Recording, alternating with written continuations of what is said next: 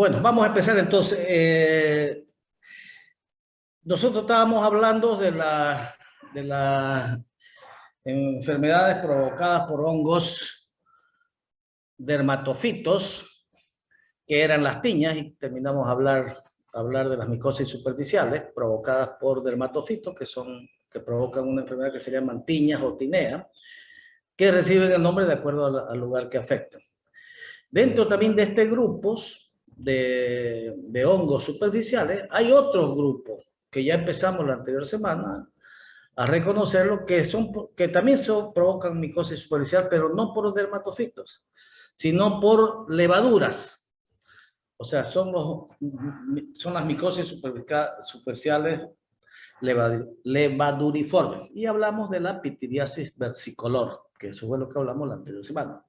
Hoy en la mañana vamos a reconocer otra enfermedad también, que es una micosis superficial, que no es provocada por los dermatofitos, trichofitos, epidemiolofitos, microsporum, sino por levaduras. Vamos a hablar de una enfermedad que se llama candidiasis. Esta candidiasis es provocada por un hongo, por una levadura, que la más frecuente es la Candida albicans. Este hongo va a provocar micosis superficial, pero no solamente como los dermatofitos, que es solamente piel, uñas o faneras. No, este también afecta las mucosas, o sea, la mucosa oral, la mucosa vaginal y el aparato gastrointestinal. O sea, afecta a las mucosas, afecta a la piel y afecta a las uñas. Este hongo llamado Candida albicans. Este hongo es saprófito, es comensal. ¿Qué quiere decir comensal? ¿O qué quiere decir saprófito? Que vive en nuestro organismo, pero no nos causa daño. Se alimenta de nosotros, pero no nos causa daño. Entonces, en condiciones normales, podemos encontrar Candida albicans en la boca, en la vagina o en el aparato gastrointestinal. No es saprófito en la piel sana. Ahí no es saprófito. O sea, no es comensal. Puede ser saprófito en la zona del área del pañal, donde hay bastante humedad. Ahí puede estar ese hongo. Y volverse agresivo si las defensas de la persona disminuyen. Este hongo, esta candidiasis, la podemos clasificar en lesiones, las que vamos a estudiar hoy día, que son las lesiones superficiales o focalizadas, pero también te puede provocar lesiones profundas. Por ejemplo, en un paciente que tenga SIDA puede morir por una candidiasis pulmonar. No es el más frecuente, es otro oportunista, pero también puede provocar lesiones pulmonares cuando un paciente está desnutrido, cuando un paciente está tomando corticoides, puede provocar manifestaciones sistémicas, no solamente dérmicas. Lo que vamos a avanzar hoy día, o a aprender a reconocer qué enfermedades puede provocar, son las micosis focalizadas o superficiales. Este hongo, al igual que el Pityrosporum ovale o Malassezia furfur, que causa la pityriasis versicolor hipocromiante, va a afectar la piel, va a afectar las mucosas y las uñas, como les dije anteriormente. ¿Qué lesiones puede provocar? Depende.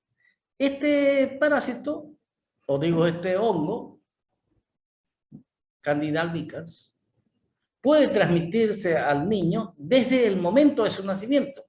Cuando una mujer tiene una candidiasis vaginal y da a luz, y es un parto normal, en el trayecto de la salida puede contagiarse.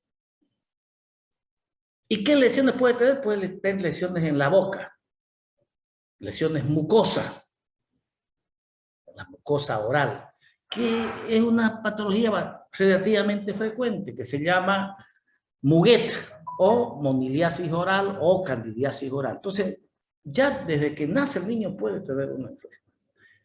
En la etapa neonatal, es decir, en el periodo del primer mes, puede también por otros factores volverse agresivo este hongo. ¿Cuándo? Cuando utilizamos muchos antibióticos en forma indiscriminada. Entonces, los antibióticos matan ciertas bacterias que son también saprófitos y el hongo es oportunista. Pues. Entonces ahí invade y se vuelve patógeno, provocando la candidiasis cutánea neonatal. Pero también puede haber candidiasis más después de esta etapa. ¿Cuándo? Cuando la mamá tiene hongos en los pezones y el niño lacta, entonces al chupar se puede enfermar también de candidiasis. Entonces existen varias formas clínicas del hongo Candida albicans, formas que puede presentarse. Hay formas cutáneas y formas mucocutáneas. Vamos a empezar primero por las lesiones mucocutáneas producidas por Candida albicans. La más representativa y la que más frecuentemente ustedes van a llegar a ver son las lesiones en la boca, que se llama candidiasis pseudomembranosas o muguet. Y es fácil darse cuenta porque vos lo ves a la mamá que tiene de su hijito, señor, mire, le ha salido su boca está blanca y vos le abrís la boquita y en la parte del paladar blando y a nivel de las encías vas a ver hartos puntos blancos como si hubiera una leche cortada. O sea, puntos blancos, toda la boca, lleningo de... Esas son pseudomembranas blanquecinas, en algunos se desprende fácilmente. Eso se llama candidiasis oral. Y eso es bastante frecuente en los niños o en personas inmunodeprimidas. Se llenan de honguitos la boca. Esa es la más frecuente de las candidiasis mucocutánea. La otra es la candidiasis atrófica, que es una lengua así como la lengua se le despapila y alrededor hay unos puntos blanquecinos. O cuando se ponen ortodoncia, que está de moda desde hace un tiempo atrás, también eso facilita otro tipo de hongos por Candida albicans, que son las atróficas crónicas. Entonces eso vamos a comenzar a estudiar. Y después vamos a ver las candidiasis cutáneas. Dentro de esas tenemos la más representativa, es la candidiasis del área del pañal, que es muy parecida a las lesiones que provocan los dermatocitos, que son las tiñas cruz. Entonces vamos a empezar con la parte teórica. Voy a compartir.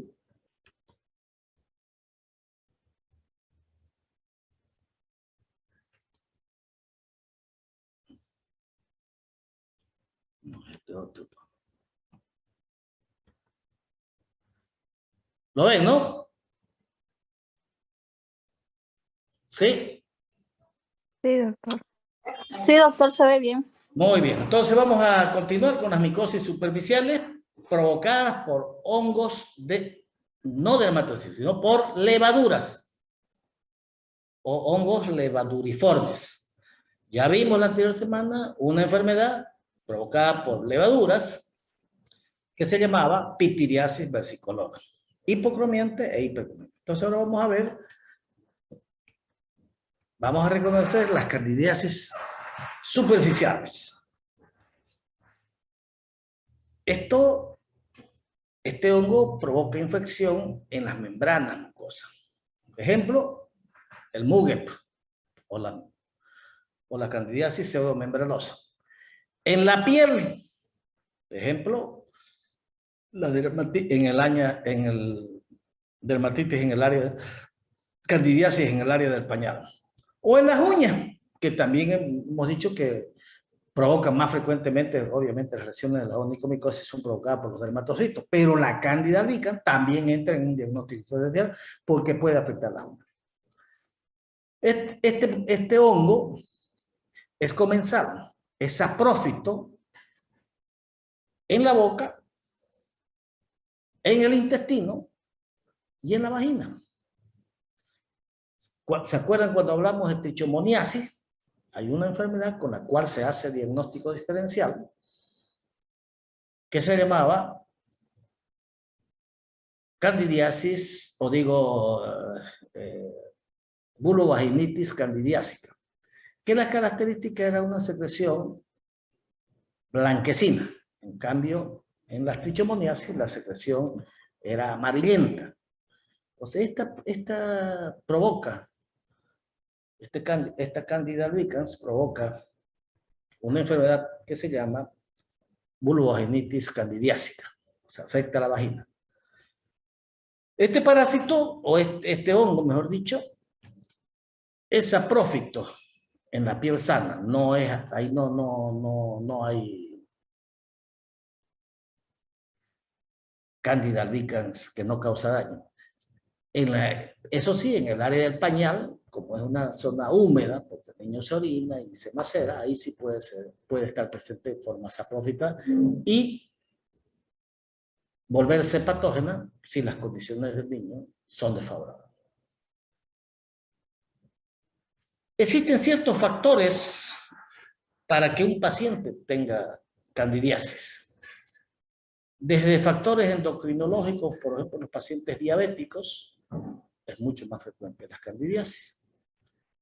Existen factores predisponentes genéticos. Los niños con trisomía 23, la trisomía 21, el síndrome de Down, son más frecuentes que tengan candidiasis. La edad también es importante porque es más frecuente en los niños y sobre todo en los recién nacidos. Otro factor de predisponente es el embarazo. Pacientes con inmunosupresión por diversos factores, porque tienen una enfermedad crónica, un tumor o están recibiendo corticoides. Y otras como deficiencia de hierro, la oclusión, la maceración, son factores predisponentes como todos los hongos para que estos se vuelvan patógenos. ¿Cuáles son las vías de contagio de las candidiasis superficiales? El recién nacido, como dijimos, puede contaminarse en el trayecto del canal del parto y provocar ya nacer el niño a los días, a la semana, tener una candidiasis pseudomembranosa o muguet o moniliasis oral. Puede ser que esta enfermedad se adquiera en el periodo neonatal, es decir, en los primeros 30 días. Cuando el paciente está haciendo hace uso indiscriminado, no el paciente, cuando nosotros hacemos uso indiscriminado en el paciente de antibióticos. Y también puede ser una vía de contaminación cuando el niño está lactando y la madre tiene candidiasis en los pezones. Nosotros, esta es una clasificación o formas clínicas de las candidiasis. Lo que vamos a estudiar nosotros son las candidiasis superficiales o localizadas, porque estamos hablando de micosis superficiales. Pero pueden haber candidiasis sistémica. Las candidiasis superficiales también pueden afectar dos estructuras. Pueden afectar la mucosa y pueden afectar solamente la piel. Los que afectan la mucosa, de las que vamos a estudiar, son las que afectan a la boca. Eso vamos a aprender a reconocerla, que es la más frecuente, la pseudomembranosa, pero hay la trófica aguda y la trófica crónica también. Y luego, al final, vamos a ver las candidiasis que afectan solamente la piel. Y la uña. Y ahí vamos a verla, la congénita, la neonatal y la del área del billar. Y terminamos con las lesiones provocadas por Candida albicans que lesionan las uñas. Estas diseminadas y las sistémicas no las vamos a estudiar hoy día. Entonces comenzamos con la mucocutánea. ¿Cuáles son las formas clínicas de las mucocutáneas que afectan las mucosas? Porque esta, a diferencia de los dermatofitos puede ser que no afectan las mucosas. Los dermatofitos afectan la piel, el cabello y la uña, que son estructuras que tienen queratina. En cambio, las levaduras, aparte de afectar piel exclusivamente, como en este caso de candidiasis oral o como el caso de la malacesia furfur, o sea, puede afectar las mucosas. Entonces, las formas clínicas de las que afectan las mucosas, tenemos la pseudomembranosa aguda o muguet, la atrófica aguda, la atrófica crónica y la hiperplásica crónica. De estas cuatro, la más frecuente es la pseudomembranosa. Fíjense cómo se observan placas blanquecinas, como si tuvieran, alguna vez tienen que diferenciar cuando está tomando leche, queda un rastro de leche, ¿no? Pero estas no desaparecen. Miren la lengua totalmente blanca. Entonces, son placas blanquecinas en el paladar blanco, en la lengua. Son friables y confluentes. Comienzan generalmente en la primera semana de vida, cuando se contagia de la madre en el canal de parto. Pero no quiere decir que hay en niños más grandes. Hay en niños de 1 año, 2 años. Vos ves moniliasis oral. Son lesiones, placas blanquecinas. Fíjense, aquí afectó la lengua, tiene también es fácil diagnosticarlo. Vos le ves la boquita, tiene un nombre común, no me estoy acordando ahorita, un nombre vulgar que la llaman. Utuó. ¿Por qué lo estás trayendo a tu hijito? Uno le pregunta a la mamá. Tiene utuó, dice. Y son esas placas blanquecinas. Ahí miren el paladar blanco. La otra forma, que es la menos frecuente, es menos frecuente que la anterior, está asociada al uso de antibióticos o corticosteroides. Hay una zona eritematosa, aquí fíjense en el dorso de la lengua. Hay una lengua depapilada en esa zona.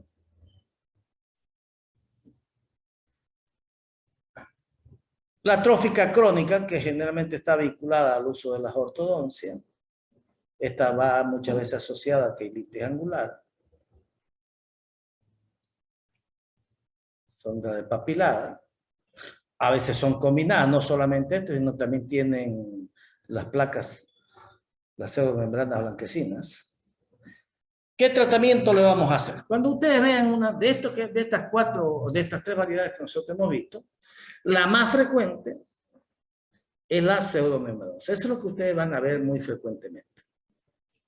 No se vayan a confundir, hay una enfermedad que se llama lengua geográfica. Ustedes le abren, ¿qué tiene así? Mire, no sé qué es lo que pasa en su lengua, es parecido como una geográfica, se llama, pues parece un mapa. Son lengua depapilada, que es no se sabe la causa, pero es una enfermedad que es autolimitada, aparece, desaparece, aparece, desaparece. Puede uno confundirse con moniliasis o una candidiasis oral atrófica aguda.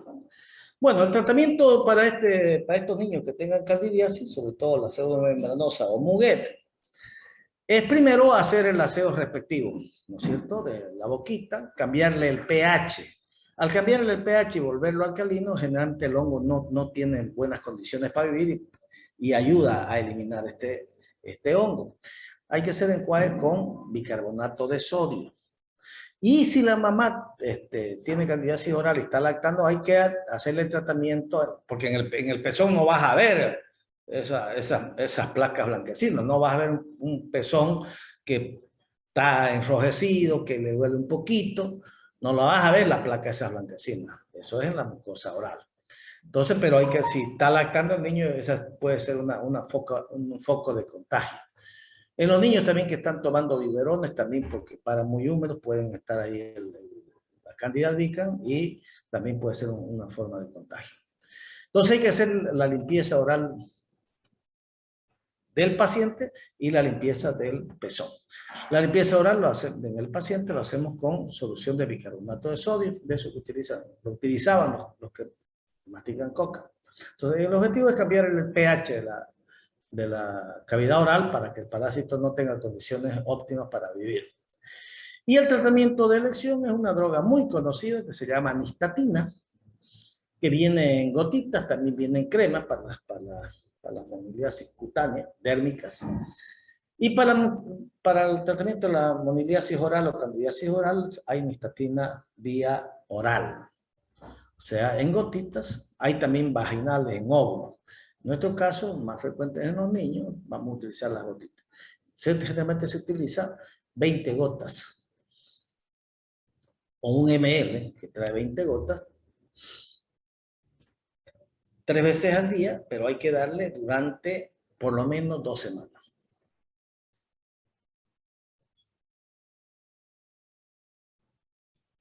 Aplicar, o sea, podemos utilizar, como esta nistatina, el niño se lo va a tragar, no pasa absolutamente nada. Pero más que todo es por el contacto local también.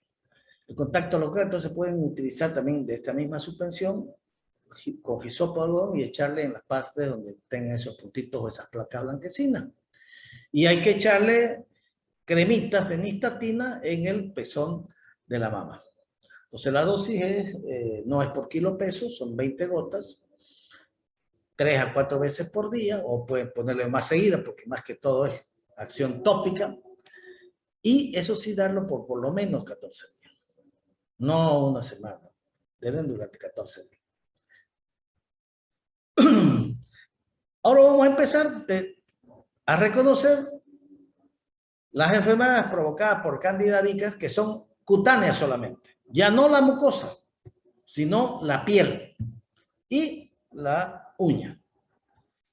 Entonces la candidiasis cutánea puede ser cutánea congénita, que se puede adquirir en la vida intrauterina.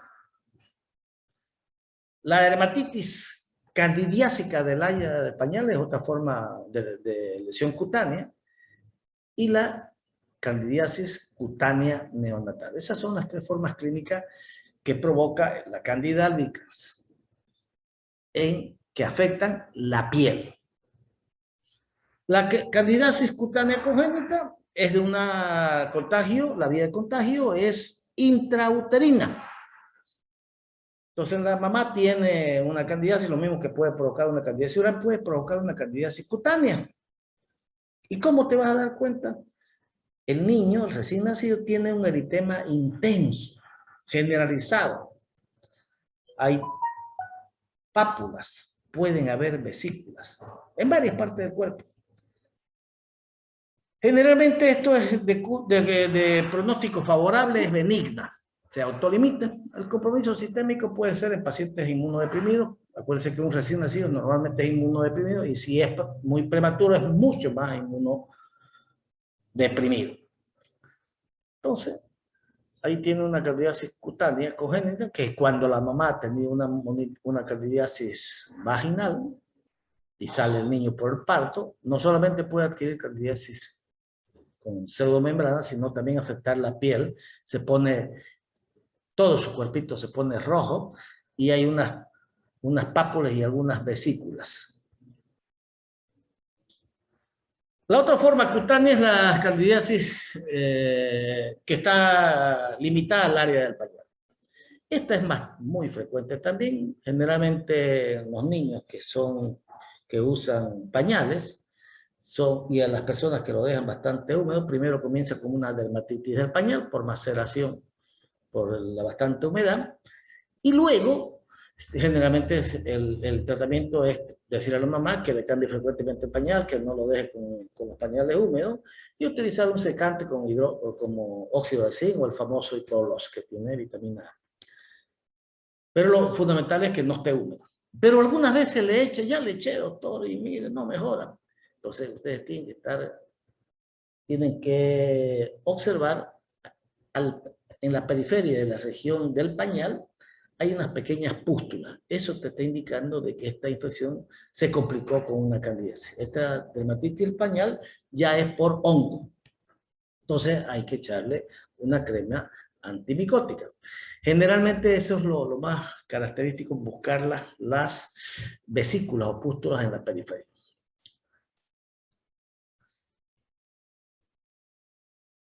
Esta candidiasis del área de pañal se contagia habitualmente durante el parto o también puede ser perinatal. El reservorio es el intestino, porque hemos dicho que este hongo es saprófito en la boca y en el intestino. O sea que cuando ustedes piden un análisis, por ejemplo, y le salga, se observa algunos no dice carne, no, algunos hongos, es normal, porque normalmente el intestino tiene cándida. Ahora, cuando vos utilizás antibióticos se vuelve agresivo, o cuando baja su defensa. Esta es una dermatitis candidiásica, generalmente en las periferias, los hongos son bien comprometidos y en las periferias hay unas pequeñas vesículas. Entonces, con una dermatitis del pañal que no mejora, utilizando algún secante como óxido de zinc, como hipogloss, entonces puede ser que esta dermatitis ya se haya complicado con un hongo, con Candida albicans. Se llama candidiasis por Candida albicans. Periferia, candidiasis del área del pañal. La candidiasis cutánea neonatal ya es posterior a la semana de vida. Puede ser una diseminación del área del pañal o puede ser contaminación a través del tracto vaginal. ¿Qué vas a encontrar? Esta es un poquito, te puede confundir. Todos son recién nacidos. Vas a encontrar vesículas pústulas generalizadas en todo el cuerpo y descamativas. Fíjense, esto ya te puede hacer confundir.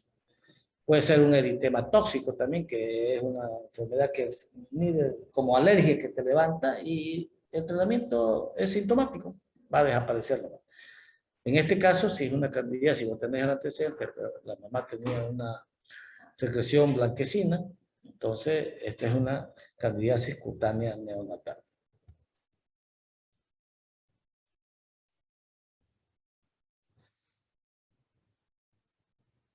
Entonces, las candidiasis cutáneas, ya sea la congénita, ya sea la del pañal o la candidiasis cutánea neonatal, el tratamiento solamente son tratamientos tópicos con imidazólicos. ¿Cuáles son los imidazólicos? Todos los que hemos venido mencionando, ¿no? Bifonazol, clotrimazol, miconazol, terbinafina, ketoconazol, cualquiera de esos antimicóticos tópicos pueden utilizar. Finalmente, tenemos también este hongo puede afectar, este hongo tipo levadura, puede afectar las uñas, lo mismo que los dermatofitos. Las onigomicosis obviamente son mucho más frecuentes por los dermatofitos.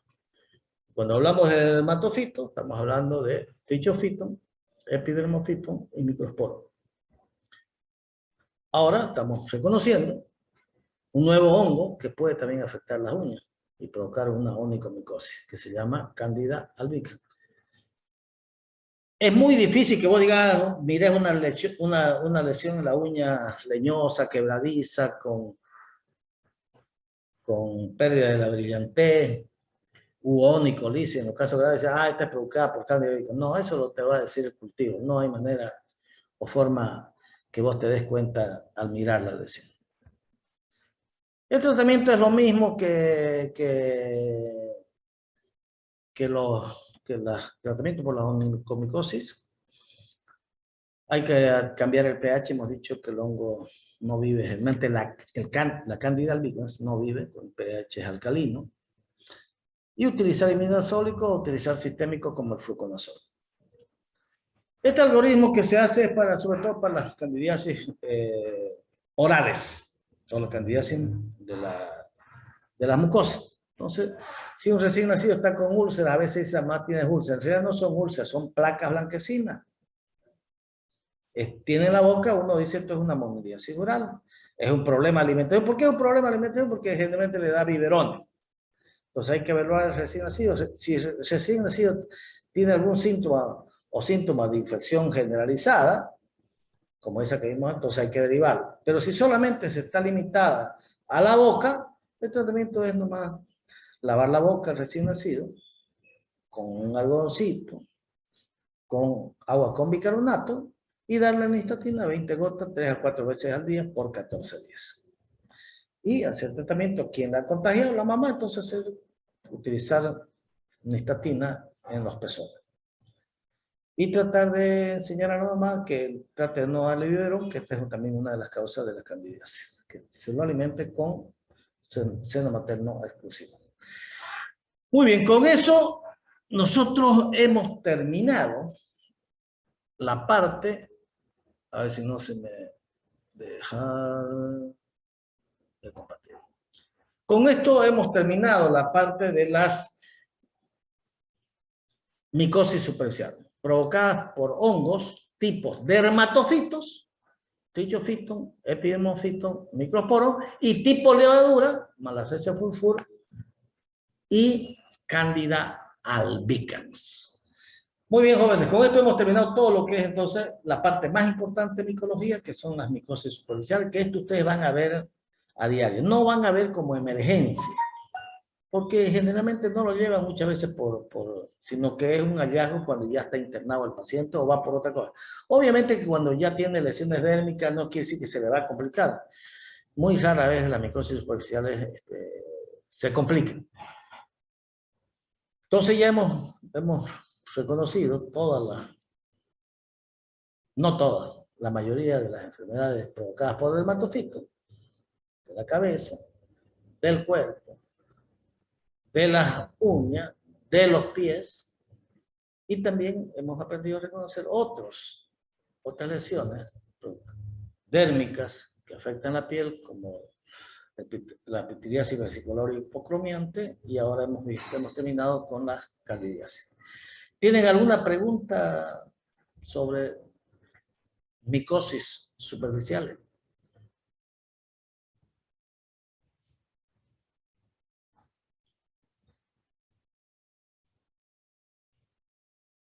Bien, entonces, vamos a continuar entonces aprender a reconocer otra enfermedad. Estas que vamos a estudiar ahora ya son enfermedades más raras, muy raras, que quizás no logren verlo si no se dedican a la dermatología o a la medicina interna, donde sí pueden ver a estos tipos de pacientes. Generalmente son enfermedades crónicas, o sea, quiere decir de larga data. Estas enfermedades empiezan, por ejemplo, le voy a poner un caso de que venga un señor y consulte porque tiene una úlcera en la mano, digamos, o en la extremidad. Si es una úlcera de borde bien definido, con el fondo limpio, indolora, ¿en qué pensarían ustedes?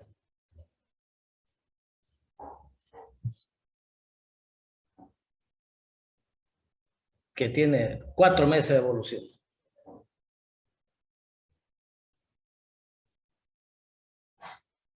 ¿Nada? Leishmania, pues sí hemos avanzado. Acuérdense que la leishmaniasis, su principal lesión es una úlcera. Y la característica es una úlcera crónica de larga data, que no duele, de borde bien definido. Generalmente el fondo es limpio. Tiene meses. Esta enfermedad también provoca una úlcera crónica, porque tiene, digamos, 4 meses. Pero no tiene bordes, los bordes son irregulares. Y tampoco no es indolora. Y generalmente la mayoría de las veces, aparte de esa úlcera, digamos que puede ser en la mano, puede ser en la pierna, sigue una parte ascendente, unas bolitas que siguen así como hacen forma ascendente. Esa bolita se lo llama nódulos. Que los nódulos son de diferentes tamaños, 1, 2, 3, 4 centímetros. Son grandes, bolitas así. Y tiene esa úlcera. Y tiene antecedente cuando vos haces la anamnesis minuciosa. Él refiere, o ella refiere, que se lo hizo, que todo empezó hace unos meses atrás, cuando ella se pinchó con unas espinas de algunas rosas, digamos, de las plantas de rosas, ¿no?, que tienen espinas, o con cualquier espina de árbol del campo. Y dice que ahí le apareció un nodulito, después tuvo harto tiempo con ese nodulito, después se transformó en una úlcera. Y uno fue al médico y como veían así unas bolitas como unos microabscesos, le daban antibióticos o una forunculosis, le daban antibióticos, pero la cuestión que no mejoró. Ya pasaron 4 meses y ahora viene con una úlcera. Y aparte unos nódulos. Esta enfermedad que vamos a aprender a reconocer hoy día, se lo voy a mostrar, a ver, así un dibujo, no es la... Ah, no, pues primero tengo que compartir, ¿no? ¿Me salí, creo? No. Compartir. ¿Lo ven, no? Sí, doctor. Ya. Entonces, esta es una úlcera, fíjese, de bordes irregulares. Es una úlcera crónica, de 4 meses, 6 meses, 8 meses, o sea, igual que la leishmania. Pero en la leishmania la úlcera es indolora y de bordes bien regulares, como sacabocado. Fíjense, es una lesión ulcerativa de bordes irregulares. Y tenía estos nódulos que son unas bolas de diferentes tamaños que seguían en forma ascendente. O sea, compromiso de los ganglios linfáticos.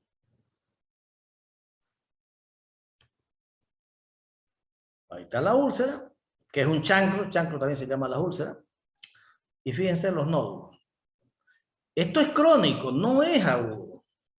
Y esto muchas veces cuando tienen estos nódulos confunden con pequeños abscesos y le dan antibióticos o dicen esta está infectada, le damos antibióticos y no mejora. Esta es otra forma que empieza solamente como cuando ella refería que ella trabaja, digamos, en estas cuestiones que hacen. Antes se acuerdan que las flores las ponían en el cementerio en unas cositas así de maderita.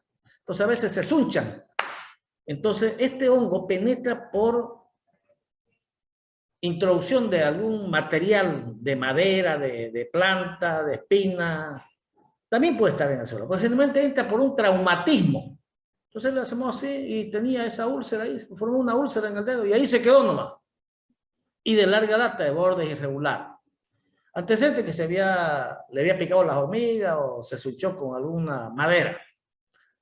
Esta otra ya es una úlcera, pero fíjense cómo sigue la cadena linfática. Esta es otra forma de presentación de una enfermedad que se llama esporotricosis. Entonces, hoy vamos a aprender a reconocer o vamos a hablar de enfermedades micóticas que afectan el tejido celular subcutáneo. Son las micosis subcutáneas. Dentro de estas hay varias. Las que nosotros vamos a estudiar son 2. La esporotricosis, los micetomas, también hay la cromoblastomicosis y la lobomicosis.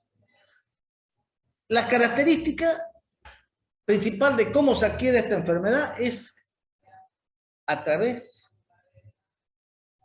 de la implantación traumática, o sea, a través de alguna punción con alguna madera, con alguna planta, que te raspees o te pongas alguna lesión. Esta enfermedad era más frecuente en los jardineros y en las personas que trabajan con estos materiales con madera, porque se asunchaban. Pues entonces este hongo es saprófito en su forma micelial en las plantas, en los árboles, en la madera. Ahí está. Entonces cuando vos vas, o los trabajadores, los floristas, por ejemplo, frecuentemente se sunchan pues y se pueden, este hongo paran ahí en esos materiales. Entonces este hongo necesita un traumatismo para que ingrese. No es que vos tengas en contacto, no, tiene que penetrarte. Una espina te penetra. Si el hongo estaba en esa espina, va a penetrar. Y te puede provocar, primero empieza con un nodulito, da tiempo así, después se va transformando, se ulcera. Y es una enfermedad micótica que se llama que afecta el tejido celular subcutáneo, obviamente afecta la piel y afecta el tejido celular subcutáneo, que se llama esporotricosis.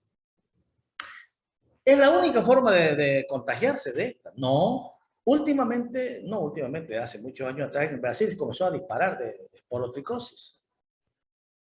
Y ahí vieron que uno de los factores para que haya bastante esporotricosis es que también esto afecta al hombre y afecta a los animales, este hongo. Y uno de los animales que más esporotricosis tiene son los gatos. Entonces, ¿quiénes manejan más gatos? Generalmente el veterinario. Entonces, mucho más frecuente se veía esta enfermedad en los veterinarios.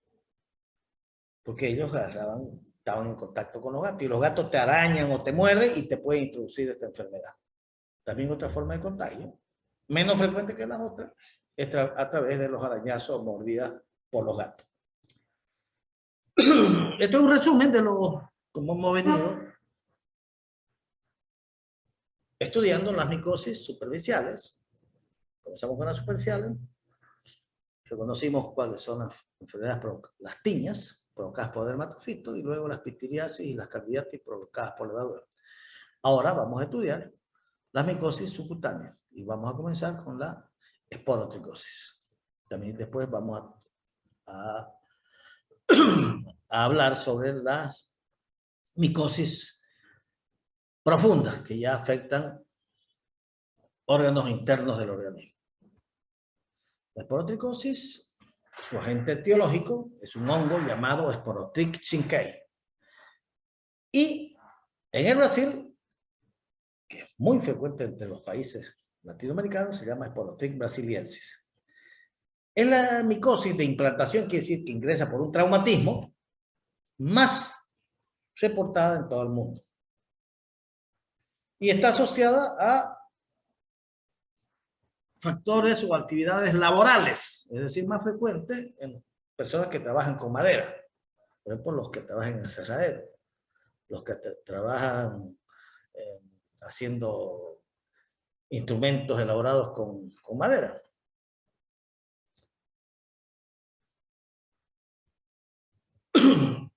El Sporotrichia brasiliensis es un hongo que estaba afectando mucho a los gatos y a las personas del Brasil. Y se puede transmitir directamente de un animal infectado a una persona o también a través del contacto, que es lo más frecuente, con materiales orgánicos o inorgánicos, espinas, madera, suelo. Esta es una micosis generalmente crónica, que la forma de adquirirla es a través de la inoculación traumática de madera, de espinas. En cambio, las micosis superficiales es por contacto directo, no es por un traumatismo, contacto directo, uso de una gorra que tenga una micosis en la cabeza, o contacto en el suelo, cuando estás descalzo, pero hay hongos en el suelo, o también transmitida del animal, del perro, la tiña capitis. Esta se contagia a través de la introducción traumática, la profunda, mediante inhalación de esporas. Este hongo, Sporotrichia shinkai, está limitada generalmente a la piel, al tejido celular subcutáneo y a los vasos linfáticos. Eso que vimos en la primera imagen se llamaba esporotricosis cutáneo linfático. Se vieron, ¿no?, que había una úlcera ahí y luego seguía en forma ascendente como un rosario. Esa es la forma más frecuente de presentación clínica de la esporotricosis. Se llama forma clínica esporotricosis cutáneo linfática. Así a veces empieza con nódulos y muchas veces uno lo confunde con una forunculosis, le da un antibiótico y no mejora. y sigue yendo a un lado a otro lado. Empiezan así. Y luego estos se van ulcerando. Generalmente su lugar de preferencia para atacar son las extremidades y la cara. Pueden presentarse como nódulos, como verrugas, como gomas o como úlceras. La característica es que tiene evolución crónica. La vía de penetración puede ser las espinas de las flores, puede ser el suelo, o puede ser también la mordedura de animales, generalmente del gato, también puede ser del perro. Hay formas extracutáneas, pero su forma es por vía inhalatoria, pero son rarísimas. Por lo general, este hongo se lo adquiere del medio ambiente y penetra siempre por un traumatismo. Tiene que ser un traumatismo. De la grama, de la hierba, ahí puede estar este hongo. Puede estar en las espinas de las flores. Y puede transmitirse si un gato te araña, porque eso es muy frecuente en los gatos. Diversos animales pueden ser afectados. Los más afectados, sin embargo, eran antes los jardineros y los que arreglaban los ramos de flores. Pero ahora se vio que los veterinarios eran también muy frecuentes porque estaban más en contacto con los gatos. Las formas clínicas de estas son 3 formas clínicas. De lejos, la más frecuente es la cutáneo-linfática, es decir, aquella que afecta con una úlcera y luego sigue como un rosario afectando la cadena linfática. La segunda forma que les mostré, la del dedo, es la forma superficial, que solamente afecta la piel. Eso es un 15%, la otra es un 80%, y una forma sistémica que puede afectar vísceras internas es un porcentaje mínimo, 5%. Esta es la forma de presentación, afecta miembros superiores, miembro inferior, y tiene la forma clínica, la cutáneo-linfática y la cutáneo-superficial. Pueden ser pápulas, nódulos, que van creciendo y luego se ulceran o se abscedan. Luego pueden tomar las cadenas de los ganglios, así como un rosario. O sea, aquí tengo la úlcera y miren cómo va afectando, siguiendo la cadena linfática.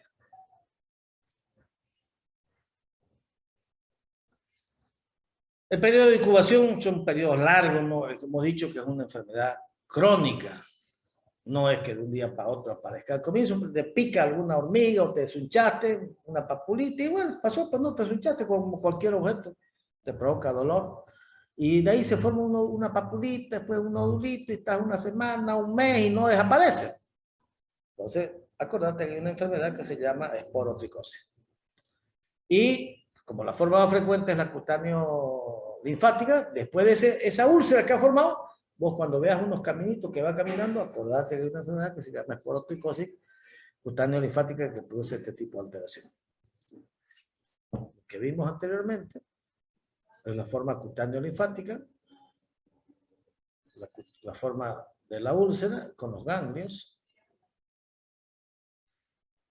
La otra es la cutáneo superficial o fija. Esta generalmente es más frecuente en la cara. Y aquí no hay la linfangitis, es solamente la úlcera. O sea, la lesión dérmica. No hay linfangitis como había en la cutánea linfática. Es esta. Solamente aquí en el dedo, ¿no? Una úlcera de larga data. Esta es la ya cuando afecta los ganglios linfáticos. Esta es cutánea linfática, esta es la cutánea fija o superficial. Después del tratamiento queda una úlcera, como si fuera una que va igualito como la úlcera de la leishmania. También puede presentarse como forma de gomas. Hemos dicho, la forma de presentación son nódulos, pueden ser gomas, pueden ser úlceras. Y la forma cutánea diseminada, que es muy rara. Y hay otra, la extracutánea, esta le puse una clasificación, más que todo para conocimiento. Lo que nosotros estamos estudiando son las cutáneas, que son las más comunes. Y son 3 formas de presentación: la cutánea linfática, la cutánea localizada y la sistémica. Los factores predisponentes son, aparte de lo que ya conocemos, un niño desnutrido, alcohólico, humedad, aquí el factor predisponente es en qué trabaja esta persona. Generalmente son trabajadores que cosechan café, por ejemplo, o que bajan mandarina, o cosechan todas las plantas que tengan espinas, pues, ¿no? O aquellos cazadores que se van al campo y se andan raspando con entonces este hongo está en forma saprófito en esas estructuras, en esas plantas. ¿Cómo hacemos el diagnóstico? Clínicamente, cuando tengas una úlcera crónica, aparte de la leishmaniasis, acordate y si tiene ese caminito comprometiendo los ganglios linfáticos, acordate por tricosis, pedirle un examen directo y ahí podés hacer el diagnóstico al observar los cuerpos asteroides. El cultivo es el método específico de diagnóstico y ahí vas a observar las colonias características. Entonces el cultivo para estos tipos de hongos, generalmente cuando son levaduras tardan poco, digamos, normal 3 a 4 días, cuando son dermatocitos 1 o 2 semanas, cuando son este tipo de hongos también tardan bastante. O sea, no es que te lo entreguen al otro día, tardan generalmente hasta un mes puede tardar. Y hay una prueba que se llama la reacción intradérmica, que es la esporotriquina reacción. Esa es una lesión cutánea fija, fíjense, una úlcera crónica de bordes irregulares. Después del tratamiento queda solamente la cicatriz. Formas gomosas, gomas, no tengan gomas así, son la cutánea fija. Ahí están las gomas. Nódulos, parece pequeña furunculosis. Nódulos. Diagnóstico diferencial con el PLEG como mnemotécnico. P para coccidioidomicosis, L leishmaniasis, E, bueno, la esporotricosis que estamos estudiando, la cromomicosis, la tuberculosis y el tumor epidermoide, carcinoma epidermoide. El tratamiento. El tratamiento antiguamente, el tratamiento de elección era el yoduro de potasio. Comenzaba con poquitas gotitas, 5 gotitas 3 veces al día, y después iba aumentando una gota así, conforme el paciente lo vaya tolerando, hasta llegar a 40 50 gotas. Y el tratamiento hay que hacerlo durante 3 a 6 meses. Esa antes era la droga de elección. Ahora la droga de elección es el itraconazol. ¿Cuánto vas a dar de itraconazol? 200 miligramos por día durante 3 a 6 meses. Para las extracutáneas o sistémicas es la anfotericina B. Entonces la droga de elección, si yo les pregunto de la esporotricosis, no es el yoduro de potasio, es el itraconazol. ¿Cómo podemos prevenirlo? Evitar los traumatismos con vegetales, o protegiéndote bien, evitar los arañazos, mordeduras de los animales, de perros, de gatos, y sustituir los empaques de alfarería. Ahora ya casi no se hace de barrito nomás, o vienen otros materiales de cemento, ya no se hacen con maderita, porque antes se hacían con eso y se ponían las flores. Hay que evitar. La esporotricosis entonces es una enfermedad cutánea, en realidad es una enfermedad que afecta al tejido celular subcutáneo, causada por un moho saprófito, no patógeno, que está en las plantas, que se llama Sporotrichum cay. No solo en la planta, ¿no? Está en la planta, en la madera, en el suelo.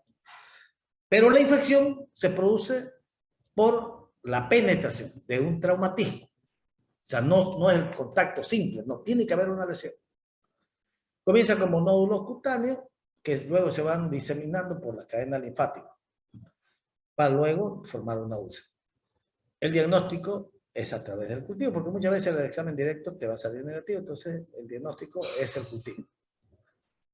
Y el tratamiento se lo realiza con itraconazol y con yoduro de potasio.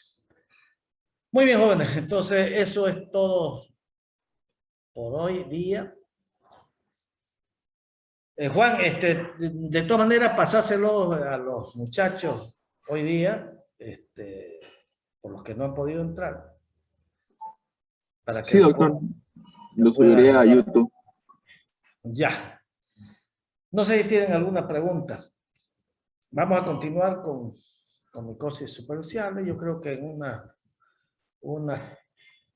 sí, yo creo que hasta finales de diciembre, más de noviembre, podemos terminar. Ahora somos ya 12, ¿no? 19. Sí, no, yo creo que va a ser todavía. Y yendo así, nos vamos a estar en diciembre, yo creo. El 7 o el 15 va a ser el examen. Yo creo que vamos a tratar de hacerlo más rápido, sí, porque acuérdense que tienen que darse una instancia, y nos va a tocar hasta en Navidad. Bueno, muchachos, no sé si tienen alguna pregunta. Ya. Entonces nos vemos la próxima semana, el próximo viernes, para continuar con micosis superficiales y micosis profunda. Que tengan buen fin de semana, vayan y apoyen los bloqueos, o también pueden apoyar de alguna otra cosa llevando víveres para las ollas comunes. Hay que apoyar este paro, ojalá que pueda solucionarse lo más antes posible. Ya empiezan, creo, las reuniones hoy día, ojalá que no vaya a dividir el gobierno y se disperse esto y sea en nada el esfuerzo que hace mucha gente bloqueando para ser escuchados. Que tengan muy buenos días, nos vemos el próximo viernes. Chao. Hasta luego, doctor. Hasta luego, doctor. Gracias. Chao, chao.